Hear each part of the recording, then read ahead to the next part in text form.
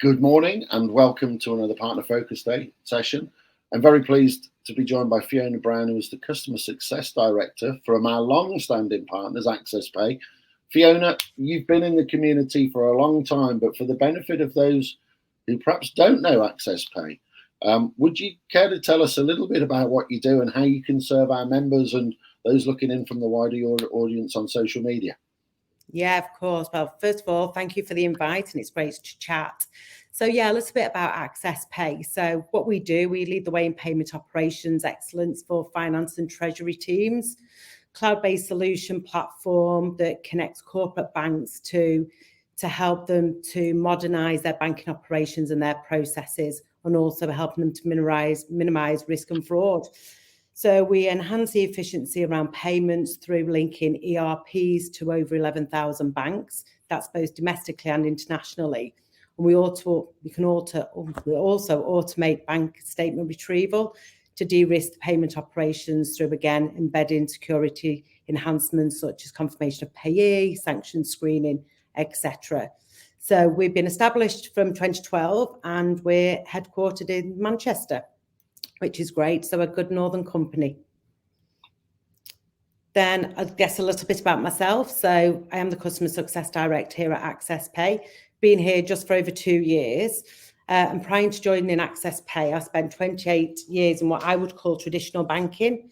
So what do I mean by that? So working with some of the top UK banks during kind of this time, experienced various different roles, all looking after customers, from whether you retail customers, but in the latter years, corporate and global customers. So as you can imagine, in those type of roles, I've experienced a lot of customers who have been victims of fraud or, I guess, attempted fraud.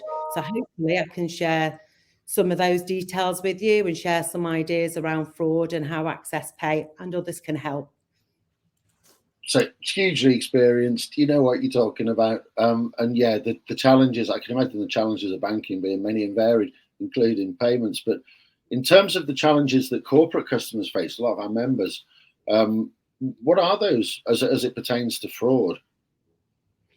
Yeah, so I think for me, there's two, I would say, the biggest challenges around fraud. No surprise is the ever-changing face of fraud. So we know the fraudsters are always ahead of the game and looking at new methods to defraud people. But the second one is down to ourselves and the businesses and the thoughts of, it will never happen to me, stroke us. Believe me, it can happen to anyone at any time. So I suggest we can look at some types of fraud. There's some good news is by acknowledging that as a company that you are a target of fraud and putting in the right controls in place, you have every opportunity to mitigate some of those risks that surround you and fraud. Well, a lot of our members will be watching this having, different levels of expertise and awareness, different stages of their career. We've got plenty of time. Can you dive into a bit more detail on the types of fraud that they're likely to come across in their role as AP managers, AP team leaders, and heads of AP departments? Yeah, absolutely. So there's 3 frauds we'll cover, and I'll share some specifics with you as well. And hopefully we bring it all a little bit more to life for people. So first of all is what you would call invoice fraud. So this is where a fraudster will impersonate one of your suppliers. And it's a kind of super simple. They'll just get a copy of an invoice, and all they will do is change an account number, sort code, and then resend the invoice. So it looks to you like it's from a known person, a known company. So you potentially don't ask any further questions. You just go, oh, look, it's from X person. I'll go and pay that. So the sort of questions you need to be thinking, even if you think it's from a known supplier, is, have I paid them previously? Am I sending this payment to the usual payment details? Is this a normal amount for me to be sending to them? So for example, if you normally pay an invoice to a certain company for, say, £10,000, but today they're asking for £100,000, that's kind of setting some alarms off for you. And there's a well-known US company that lost over £600,000 when they received an invoice from a fraudster who had done exactly what we've just said. And actually, they also had copied the email address of the supplier. And all they did was make one small change in that address. So it looked, on the face of it, all very legitimate, but it wasn't. It was a fraudster. Yeah. So that I would say that is the one that I've seen most through my career. The second one, which I was personally a target of, was what you would call impersonator fraud. Now, this could come in all different kind of ways, but as an example, when I was working in a well-known bank, I had a discretion to sign off payments for customers up to tens of millions. And I received an email asking me to authorise a payment. It came from an internal email, so from a member of staff. All looked fine. The only thing that was out of the ordinary was the tone of the email that had been written to me. And it was very formal, very polite. And let's just say that's not how this person would normally speak to me. And it just didn't feel right to me. So I actually made the call to them and said, I've just had this, is this right? And when we looked at the email address, again, just one slight difference. They'd put a full stop within the name. So again, all looked very legitimate. But I guess the moral of that story is you've just got to be super vigilant all the time. Trust your instincts and always be asking that next question. Don't just take things on face value. Now, on that one, what was really clever was either the fraudster knew all of our internal processes and they knew who to target, or they could have just picked my name up off somewhere, off social media, and gone, actually, let's take a lucky guess. That job title looks like it could involve payments. Let's try and contact them. So again, just asking that next question all of the time. And then the last one, and this is the one that is on the increase more and more, and the more research that you do on this is the area, and this is internal fraud. So obviously really interesting because it's all around ourselves and our own businesses.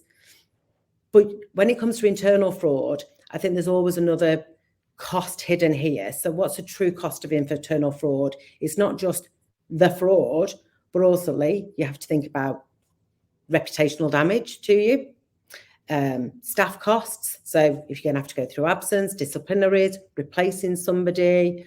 So you've got kind of a financial impact, a reputational impact, human impact. But when we talk about internal fraud, it's worth around 50 billion per annum. So it's huge. But again, it goes back to asking yourselves, do I have the right controls in place? I am always a potential victim of fraud and a target of fraud, whether it be external fraudsters, internal processes, whatever it may be. You always have to always think the worst is what I would say. And then there's no frauds that are victimless at all. So it's going back to all the time asking yourself that one question. And if by asking the one question on each of these, which is, do I know who I am paying? Am I certain that the person I think I am paying is the person I am truly paying? Yeah, I mean, our members have, been through quite a lot and shared openly about the real, just think about the mental health well-being. You're an AP manager, or you work in the AP department, and your company gets attacked from an outside fraud thing. Money's gone missing. The first place they go is to the AP manager, and actually, you've done nothing wrong. You're working. You've got month end. You're doing everything. It's not easy being an AP manager, as our members will tell you. And actually, the pain and the emotional devastation it causes many of the members when they're even just accused of a fraud and it's investigated and they're like, oh no, we haven't found anything wrong, it's not your fault. And like I say, there are some things as an association that we're able to signpost to people, some help if you've been through that. There's been some notable stories about some of the things to do with the post office and how all those poor people at the post office got sent to prison and maligned for being thieves and fraudsters when actually it was a systems issue. And it's too late once you've had all of that pain and suffering to then say, oh, I'm sorry, we got it wrong. It's not you. We didn't think you were this and that. But listen, it's a huge area, and we haven't got time to unpack all of it. But how much do you think businesses And certainly your customers, you do a lot to educate them. But what do you think the current understanding is of where people are at with regard to fraud, and what can we do perhaps to improve that? Yeah, I think more and more it's becoming a priority for people, absolutely. And I think we see a lot in the press, don't we? There's how many TV programs now you see, don't you? And it's all linked to fraud and how people are defrauded, whether it be personal fraud or, as we're talking, more kind of corporate.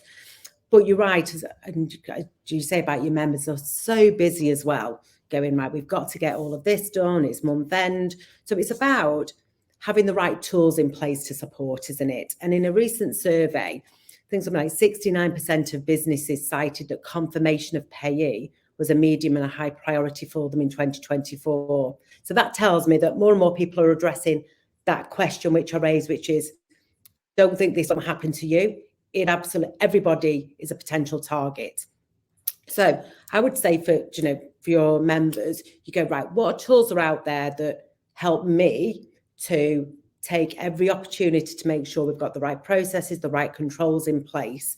One, to protect the business from fraud, but also to protect yourselves, going, actually, I am comfortable that what I am doing is right because I've done X, Y, Z. So we just talked about then confirmation of payee, but a little bit more, I'm sure everybody, or most people will know what that is.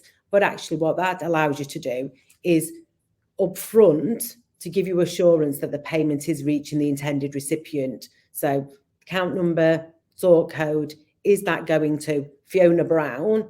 Yes, it is, or it isn't. So that's one point. Then you've got kind of payment screening. So what we talk about with payment screening is actually for every payment you have, putting rules around specific payments. So that could be, or who authorises payments over a certain value? Is this a duplicated payment that I'm sending? Have I paid this person previously their same amount? So that's not just about fraud, actually. That could be an easy error that people make. Or is this a first-time beneficiary? If it is, then what additional checks do I need to go back on?